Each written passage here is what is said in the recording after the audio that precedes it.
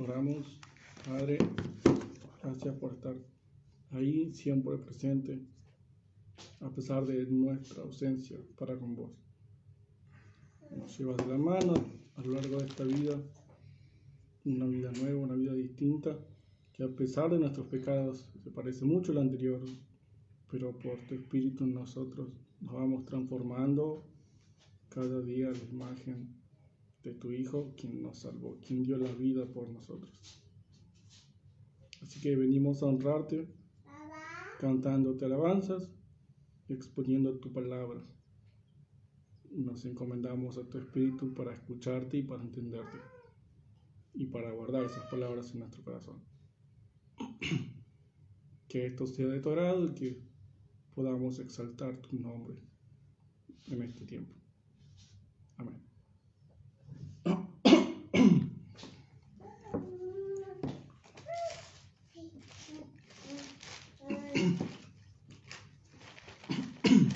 Bien, vamos a ver entonces hoy la primera carta a los tesalonicenses.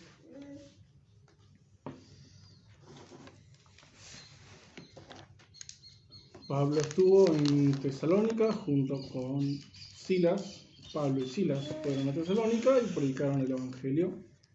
Esto está relatado en el capítulo 17 de Hechos, y ahí fundaron la iglesia en Tesalónica. Y era una iglesia que estaba conformada por gentiles y judíos. Sí, en Tesalónica había judíos, de hecho había una sinagoga judía donde Pablo fue también a predicar el Evangelio. Y hubo un inconveniente. También relata el libro de los Hechos, acá en la carta también, que sufrieron persecución cuando predicaron el Evangelio en esa ciudad.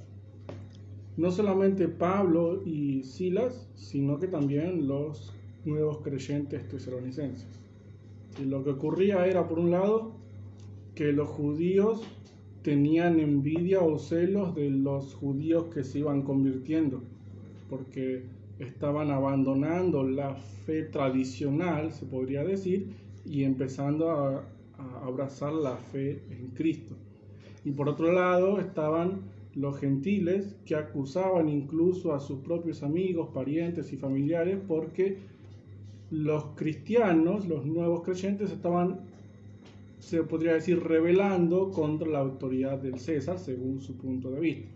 Porque ellos proclamaban a partir del momento de ser creyentes a Cristo como su Señor, como su Rey y como su Dios. El César en aquella época era el Señor, era el Rey, de hecho era un Dios en la tierra. Entonces Pablo tuvo que incluso huir, escapar de Tesalónica por el peligro que representaba aquellas persecuciones. Entonces, al tiempo, Pablo lo dice en esta carta incluso, no aguantó más, no soportó la distancia, la preocupación, y mandó a Timoteo. Timoteo siempre presente, ayudando y sirviendo a Pablo y a la iglesia. Mandó a Timoteo a los creyentes en Tesalónica para ver cómo estaban, para ver qué era lo que estaba pasando ahí con la persecución, con los peligros que tenían en el camino los tesalonicenses por parte de sus propios compatriotas incluso. Y la respuesta fue positiva. Timoteo volvió con buenas noticias, de que los tesalonicenses estaban resistiendo, estaban firmes en la fe, que extrañaban a Pablo, que el amor era sólido entre ellos y para con los apóstoles. Pero también volvió Timoteo con una preocupación de los tesalonicenses, que era que no sabían qué iba a pasar con los muertos. Después de que se fueron Pablo y Silas de ahí, hubo creyentes que murieron, ¿sí? Gente mayor, gente que se enfermó y murieron. Y estaban preocupados porque no sabían bien qué iba a pasar con los muertos, con esas personas. Ellos tenían en aquella época la creencia de que todos los muertos iban a un lugar llamado Hades, y que las personas que más agraciadas o más favorecidas iban a una parte linda del Hades, iban a pasarla bien, y las menos agraciadas, los desvalidos, los pobres, iban a una parte oscura y sombría y horrible del Hades. Entonces estaban preocupados porque no sabían dónde estaban sus seres queridos que habían muerto. Entonces el propósito de Pablo con esta carta es, por un lado, mostrar su alegría y su felicidad porque estaban resistiendo la persecución, y por otro lado aclarar estas dudas sobre qué pasaba con los hermanos que habían muerto en Cristo, y de paso también da algunas instrucciones para la vida cristiana. Así que vamos a ver eso. De los primeros capítulos, ¿sí? Del 1 al 3, Pablo básicamente responde con alegría a las noticias de Timoteo sobre el estado de los tesalonicenses. De hecho, empieza después del saludo. En el versículo 2 dice: cada vez que oramos, los recordamos y le damos gracias a Dios por todos ustedes. Agradecemos a Dios nuestro Padre porque su fe y su amor los ha animado y los inspira a trabajar. Sí, lo primero que dice Pablo, estamos contentos y agradecidos a Dios porque ustedes están firmes en la fe y en el amor, y están esforzándose por trabajar y por resistir. Es más, dice en el versículo 7, ustedes se convirtieron en un ejemplo. De hecho, si leemos el primer capítulo, básicamente se trata de eso. Pablo está diciendo: estamos contentos porque ustedes incluso son un ejemplo para los demás hermanos. La gente habla de la manera tan buena en que nos aceptaron cuando estuvimos allá con ustedes y cómo dejaron de adorar ídolos y decidieron servir al verdadero Dios viviente. ¿Sí? La cultura en aquella época, sobre todo la griega y la romana también, tenía muchos dioses. Y era lo más normal, lo más común, estaban todos de acuerdo en eso, y pasar de adorar una cantidad tan grande de ídolos a adorar a un único Dios viviente era algo sorprendente. Entonces su ejemplo se hizo conocido en todos lados. ¿Cómo cambió tan radicalmente la vida de los tesalonicenses que llegaron a ser un ejemplo para todos sus hermanos y para todos en aquella zona? Ustedes comenzaron a esperar la llegada del Hijo de Dios desde el cielo, de Jesús, a quien Dios resucitó y en quien nos salva del castigo que el mundo va a recibir por su pecado. Y dice el versículo 6, cambiaron y se volvieron como nosotros, siguiendo el ejemplo del Señor, a pesar de que sufrieron mucho. Y ese es el punto. Son un ejemplo porque cambiaron su vida, empezaron a seguir al Señor en vez de los ídolos, a pesar de todo el sufrimiento que eso les causó. Y así empieza la carta de Pablo, reconociendo con alegría la firmeza de los tesalonicenses. Ahora, en el capítulo 2, Pablo empieza a contar o a relatar cómo fue la historia de cómo se conocieron, ¿sí? Como una persona cuando recuerda algo con alguien, tiene un buen recuerdo y empieza a hablar del pasado con alegría, recordando buenos tiempos. Bueno, empieza el capítulo 2 hablando eso. Cuando llegamos a su ciudad, muchos estaban en contra nuestra, pero Dios nos ayudó a ser muy valientes y a contarles la buena noticia de salvación. Si nosotros llegamos y hubo ciertas dificultades, pero Dios estuvo ahí ayudándonos. Ese es el buen recuerdo que tiene. Sí, hubo problemas, hubo persecución, hubo inconvenientes, hubo trabas, pero ahí estuvo el Señor ayudándonos a que prediquemos con valentía el Evangelio de Jesucristo. Es más, nosotros fuimos ahí sin tratar de agradar a ningún ser humano, dice el versículo 4, solamente buscando agradar a Dios, quien juzga si nuestro corazón es bueno o malo. Ustedes son testigos, y Dios también, de que cuando estuvimos con ustedes, dice el versículo 10, nos comportamos de una manera santa, justa y honesta. El Señor nos ayudó a predicar el Evangelio por un lado, y también nos ayudó a comportarnos de una manera santa, justa y honesta. Porque claro, en el medio de la persecución, de las presiones, de los insultos, de los golpes, es muy fácil perder el control, es muy fácil enojarse, es muy fácil rendirse, pero ahí estuvo el Señor ayudándolos a comportarse de una manera santa, justa y honesta. y contando todavía, recordando ese pasado de una manera agradecida al Señor. No solamente, dice Pablo, nos ayudó a nosotros los que predicamos, sino que también los ayudó a ustedes. Versículo 13. Siempre damos gracias a Dios por la manera en que ustedes aceptaron el mensaje de Dios. Sí, ustedes lo aceptaron porque Dios los hizo aceptar, los ayudó a aceptarlo, porque no lo recibieron como palabras humanas, lo recibieron como es en realidad la palabra de Dios. Y este mensaje está actuando con poder entre ustedes los que creen. Si ustedes creen por el poder de la palabra de Dios, ahí estuvo el Señor ayudándolos a creer.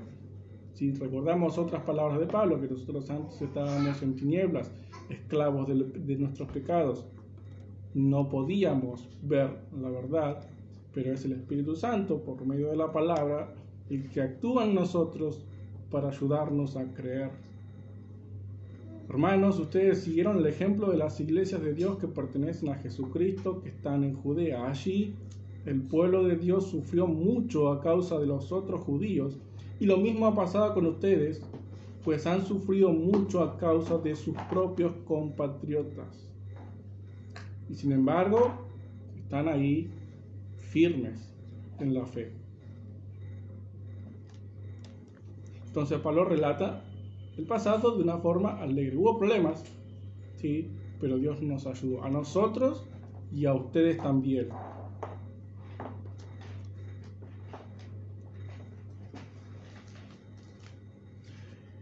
Y se pone un poco emotivo, podríamos decir. De hecho, es una carta bastante emotiva, así como a los Gálatas les habló con enojo, a los Corintios en su segunda carta les habló con tristeza. Acá Pablo habla con alegría a los tesalonicenses, incluso cuenta anécdotas de cómo se conocieron, de lo que pasó, de cómo Dios los ayudó a estar firmes y a predicar y a creer. Y dice el versículo 20, verdaderamente ustedes nos hacen sentir orgullosos y alegres por esa firmeza que tenían los tesalonicenses. Y el capítulo 3 dice básicamente, les dice a los tesalonicenses, los estábamos extrañando tanto que tuvimos que mandar a Timoteo para saber cómo estaban. De hecho dice, así que empieza el capítulo 3, como ya no pudimos resistir más estar alejados de ustedes. Fíjense el amor que tenía Pablo por sus hermanos, que no pudieron resistir estar alejados de ellos. Decidimos quedarnos solos en Atenas y que Timoteo fuera a verlos. Si ellos trabajaban, Pablo, Silas, Timoteo, como un equipo, y decidieron dividir ese equipo, decidieron separarse. Eso debilita al equipo de predicación, pero decidieron hacer eso con tal de saber qué estaba pasando con sus hermanos en Tesalónica. Y dice el versículo 4, cuando estábamos allí con ustedes, les dijimos que todos ustedes debían sufrir. Ahora ven que todo esto ha ocurrido tal como lo dijimos. Cuando ya no pude resistir más, envié a Timoteo para saber cómo estaban en cuanto a la fe, pues temía que el diablo los hubiera empujado al mal y que todo nuestro trabajo se hubiera echado a perder. Y las persecuciones, de hecho, ¿qué pasó con Job? ¿Qué decía Satanás a Dios? Déjamelo un rato, déjame que yo lo toque, sacale todo lo que tiene, a ver si te sigue alabando, a ver si te sigue bendiciendo, a ver si te sigue adorando, si él te adora por todo lo que le diste. Entonces Pablo tenía miedo de que ante la persecución y ante la dificultad ellos abandonaran, de que Satanás tuviera razón con los creyentes, de decir, bueno, ante la mínima dificultad, cuando vos los dejes un poquito, ya no te van a seguir. Porque eso puede pasar con los que no se han convertido realmente. Pero puede pasar y no tiene que pasar. Pero Timoteo acaba de regresar y nos ha dado muy buenas noticias sobre la fe y el amor que ustedes tienen. Y al saber, dice el versículo 8, que ustedes siguen firmes en el Señor, nos sentimos reanimados. ¿Sí? Imagínense la situación. Estaba muy peligrosa la situación en el contexto en Tesalónica, al punto de que Pablo tuvo que salir de ahí, pero sus hermanos se quedaron. O sea, la preocupación era real porque no tenían noticias de ellos. Y imaginen entonces la sensación de recibir las buenas noticias después de esperarlo tanto tiempo y saber que sus hermanos no solamente no abandonaron la fe, sino que son un ejemplo para todos los demás porque siguen firmes en la fe y en el amor. Con esa alegría estaba escribiendo Pablo esta carta. Y sin embargo, termina esta parte en el versículo 10 diciendo: seguimos orando mucho por ustedes día y noche. Están firmes en la fe, en el amor, están bien, estamos contentos por eso. Sin embargo, vamos a seguir orando. Ellos van a seguir en persecución, van a seguir teniendo problemas, van a seguir firmes, pero van a seguir orando por ellos, para que nunca se caigan.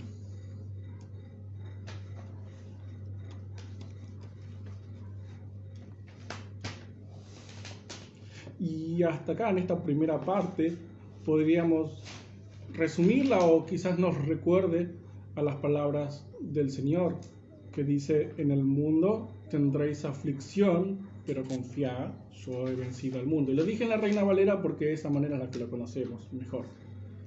En el mundo tendréis aflicción, pero confiad. ¿Qué era lo que hacían los tesalonicenses? Estaban confiando en el Señor. Confiad, yo he vencido al mundo. Esto nos dice que la única manera de vencer al mundo, de vencer las dificultades, de vencer la persecución, es aferrándose a Cristo, el Señor, que ya venció al mundo. Si vos vas agarrado o aferrado a aquel que sale victorioso, obviamente vas a salir victorioso con él. Y así estaban los tesalonicenses, firmes, aferrados, agarrados a Jesús, a su Señor.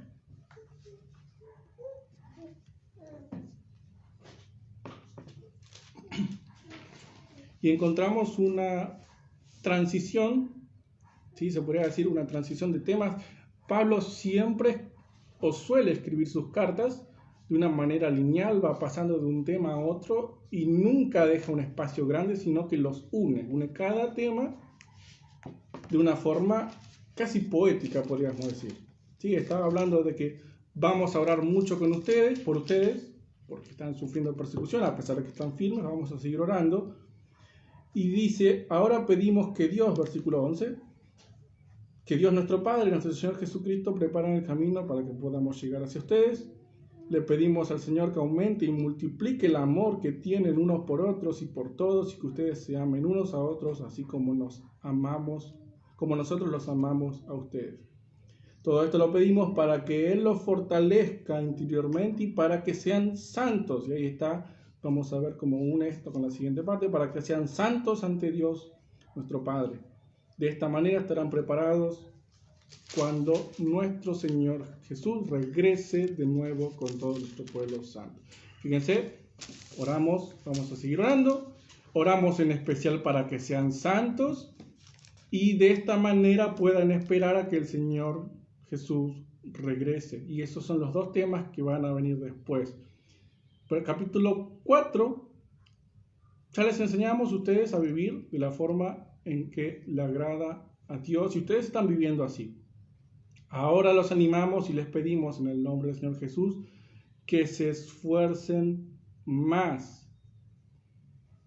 Conocen bien las instrucciones. Dios quiere que ustedes sean cada vez más puros. Y versículo 7, Dios nos ha llamado para ser puros, no para que vivamos en el pecado. ¿Qué estaba diciendo antes? Oramos para que sean santos. Sí, ustedes ya saben cómo deben comportarse, cómo deben vivir en santidad, ya les enseñamos y así están haciendo ustedes. Les pedimos entonces ahora más, que se esfuercen más. Dios quiere, versículo 3, Dios quiere que sean cada vez más puros, cada vez más santos. Está bien, van por el buen camino, estamos todos orgullosos de ustedes, estamos contentos con ustedes, pero Dios quiere más, cada vez más santidad, cada vez más pureza, porque Dios nos llamó para ser puros, no para que vivamos en el pecado. Y el que se niega a obedecer esto no está negándose a obedecer a los hombres, sino a Dios, quien les da su Espíritu Santo. Y sigue, versículo 9, la segunda mitad. Dios ya les ha enseñado a amarse unos a otros. Sí, ustedes se aman. Todos los hermanos, ustedes aman a todos. Por lo tanto, hermanos, ahora los animamos para que los amen cada vez más santos, cada vez más amor. Hagan todo lo posible por vivir en paz, cada uno preocúpese por lo suyo y trabaje para ganarse la vida. Si así la gente que no es creyente va a respetar su forma de vida y ustedes no tendrán que depender de otros para conseguir lo que necesitan. ¿Sí? Oraba por santidad, bien, acá habla un poco del tema. ¿Sí? Dios los quiere cada vez más santos, cada vez más amor. Y de esa manera entonces esperen el regreso del Señor Jesucristo. Y tenemos en esta última parte entonces, capítulo 4, versículos 13 al capítulo 5, versículo 5, habla acerca de lo que pasa con las personas, con los hermanos que murieron en el Señor. Y dice: hermanos, queremos que sepan lo que va a suceder con los muertos para que no estén tristes como los demás que no tienen esperanza. ¿Qué pasa en el mundo cuando muere un ser querido? La gente muchas veces no termina de recuperarse de esa pérdida porque no tienen esperanza. Entonces ustedes no tienen que ser así. Tienen que saber qué pasa con sus hermanos, con sus seres queridos que murieron en Cristo. Cristo murió y resucitó. Y de igual manera Dios hará que todos aquellos que murieron y que creían en Jesús resuciten para estar con Él. Y sigue explicando: los que estemos vivos cuando regrese el Señor, nos iremos con Él. Pero los que hayan muerto irán antes de los que están vivos. El Señor mismo vendrá de los cielos, y los que hayan muerto en Cristo resucitarán primero. Luego nosotros, los que estemos vivos, subiremos a las nubes con los resucitados para encontrarnos con el Señor en el aire, y así estaremos con el Señor para siempre. Entonces, anímense unos a otros con estas palabras. ¿Qué pasa con los hermanos que mueren? Van a esperar la resurrección de los muertos. Esperan la venida del Señor. Tranquilos, ellos van a resucitar como Cristo resucitó. Y los vamos a volver a ver. Ese es el ánimo que le estaban dando. Los vamos a volver a ver. Van a resucitar. Ni siquiera es que los van a ver, como en aquella época también se creía, como fantasmas. No, van a ver a sus seres queridos en carne y hueso. Porque el Señor los va a resucitar. Y después vamos a estar todos juntos con el Señor. Y no necesitamos escribirles nada sobre el días y fechas. Ustedes saben muy bien que el día en el que el Señor regrese será como una sorpresa. Será una sorpresa. Vendrá como un ladrón que llega en la noche. Cuando la gente diga: estamos en paz y a salvo, la destrucción vendrá de repente y nadie podrá escapar. Pero ustedes, hermanos, no están viviendo en la oscuridad como para que ese día los tome por sorpresa como un ladrón. Ustedes pertenecen a la luz y al día. No pertenecemos a la noche ni a la oscuridad. Así que estaba hablando de santidad para esperar al Señor, que va a llegar. No sabemos exactamente cuándo, pero sí, como estamos en la luz, como estamos en el día, como somos de Cristo, y como dice el Señor, viendo las señales podemos estar seguros de que se acerca el momento. No sabemos el día, ni la fecha, ni la hora exacta, pero por la época, por las circunstancias, por el contexto, por las señales, sabemos que se está acercando el día. Y ese día va a venir, y ese día sus hermanos que hayan muerto van a resucitar y vamos a estar todos juntos con Él. Entonces, el Señor va a volver. Y los últimos versículos del capítulo 5 son instrucciones para la vida cristiana y podríamos entender como el Señor va a volver, espérenlo así, de esta manera. Versículo 7.